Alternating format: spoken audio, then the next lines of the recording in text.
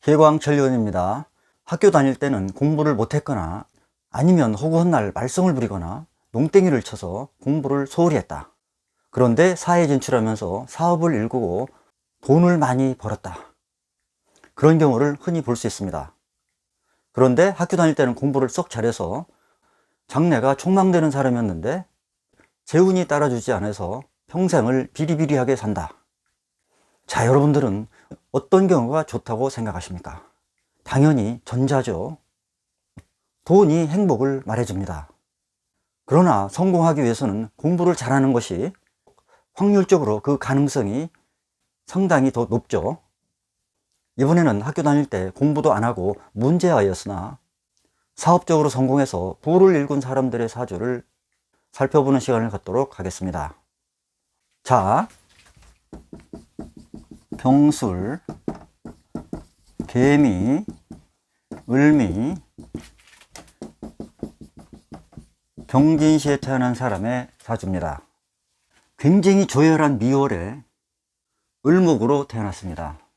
그런데 다행스럽게도 월지에 메마른 대지를 적셔줄 개수가 있죠. 그런데 이 개수가 넉넉하지가 않습니다. 연, 월, 일이 전부 다 조토예요. 개수가 바짝 말라 비틀어집니다. 그리고 공부를 상징하는 인성 이 개수가 허지에 앉아 있죠. 일간을 생해줄 능력이 되지 않습니다. 공부를 잘할 수 있는 구조가 아닙니다. 그런데 이 연과 시에 있는 관을 여기서는 금생수 수생목으로 관인상생의 형태를 취하죠.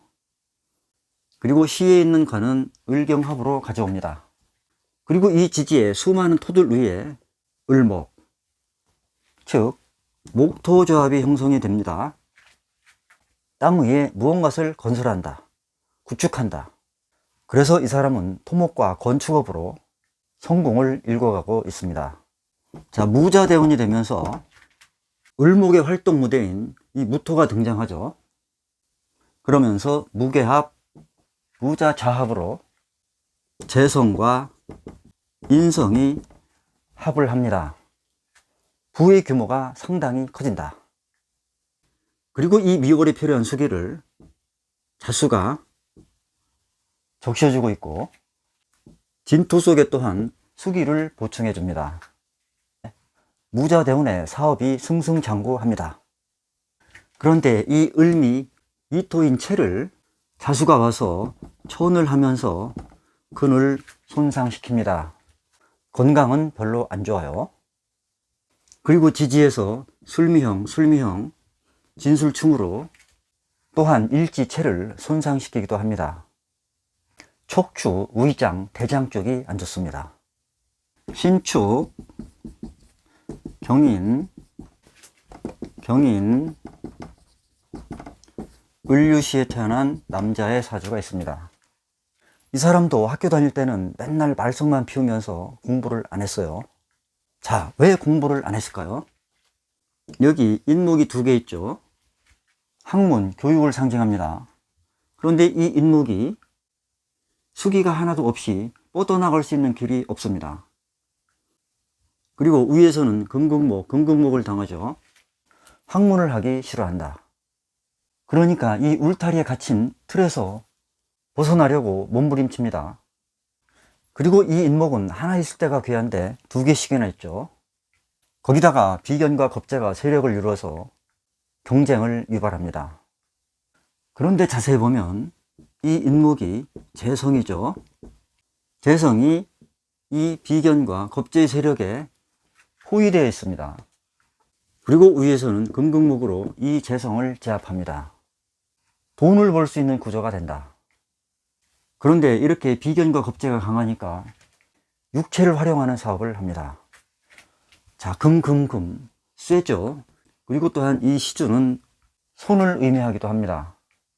그러니까 육체와 손을 활용해서 쇠붙이를 다루는 사업, 선반 가공업으로 상당한 부를 축적했습니다. 특히 이 갑신운에 인신충, 주공이 일어나면서 사업이 날로 번창하고 있습니다. 정해, 을사, 기사, 임신. 자, 이 사주는 아직 중학생인데 그 전에는 공부를 썩 잘했다고 합니다. 자, 사주 8글자에 책을 상징하는 글자가 정화, 을목, 기토, 사화 5개나 있습니다. 총명하고 공부를 잘할 수 있는 구조입니다. 그런데 부모가 너는 이 길로 가라, 부모가 원하는 길로 억지로 강요를 합니다. 그래서 이 주인공은 반발심이 생겨서 공부를 아예 접고 허구한 날 게임에 빠지지 않으면 잠만 잔다고 합니다. 그래서 부모가 상당히 속상해합니다. 한마디로 부모의 잘못된 코치에 의해서 인생을 망치게 만드는 거죠. 특히 이 을목 아버지가 옆에서 계속 찔러대고 있습니다. 스트레스를 상당히 많이 줍니다. 거기다가 을목은 이 뜨거운 사화 위에 앉아있죠. 그리고 옆에서는 정화가 활동을 통제합니다. 그런데 시간이 이렇게 흘러가면 일과 시에서 사신합을 하죠. 식신과 인성이 합을 합니다. 그리고 이 식신은 재를 차고 있죠. 나중에는 사업을 해서 큰 돈을 벌 수 있는 가능성이 많습니다. 그러니까 본인의 특성대로 하고 싶은 것을 하게 내버려 둬야지, 부모의 뜻대로 자식을 끌고 가려고 하면 반발심이 생겨서 망치는 경우가 많습니다. 물론 부모가 지도하는 대로 잘 따라가는 사람도 있어요. 그러나 이러한 경우는 반발심만 조성해서 완전히 꿈을 포기하게 만든 경우입니다. 그러니까 이렇게 인성이 많은 경우는 부모의 지나친 간섭을 조정해 줄 필요가 있습니다. 그러면은 손에 어떠한 문양이 있어야 재물복이 좋은지 몇 가지만 살펴보겠습니다. 먼저는 이 소지 및 수성부에서 수직으로 올라가는 깊고 굵은 선, 이것을 재물선이라고 그러죠. 자, 이것이 있으면 사업적으로 성공할 수 있다. 가장 중요한 포인트입니다. 그 다음에는 약지 및 태양부에서 올라가는 수직 상향선, 태양선, 재물선, 성공선이라고 하죠. 자, 이렇게 소지와 약지에서 굵고 깊게 위로 올라가는 수직선, 이것이 있으면 아주 좋습니다. 그런데 이 선들이 가로로 횡단하는 횡단선에 의해서 잘린다, 그러면은 사기, 손재, 명예훼손, 이런 것을 당할 수 있습니다. 그리고 재물선이 올라가긴 올라가는데 이렇게 끊기면서 올라가든지 물결 모양으로 휘면서 올라간다, 이것은 돈을 쉽게 벌 수 없다는 뜻입니다. 그 다음에 이 태양선에서 중지 쪽으로 이렇게 올라가는 지선이 있다. 그러면 이재 능력이 탁월하다, 영특한 비즈니스 마인드가 있다, 일생 동안 돈이 마르지 않는다, 이런 뜻입니다.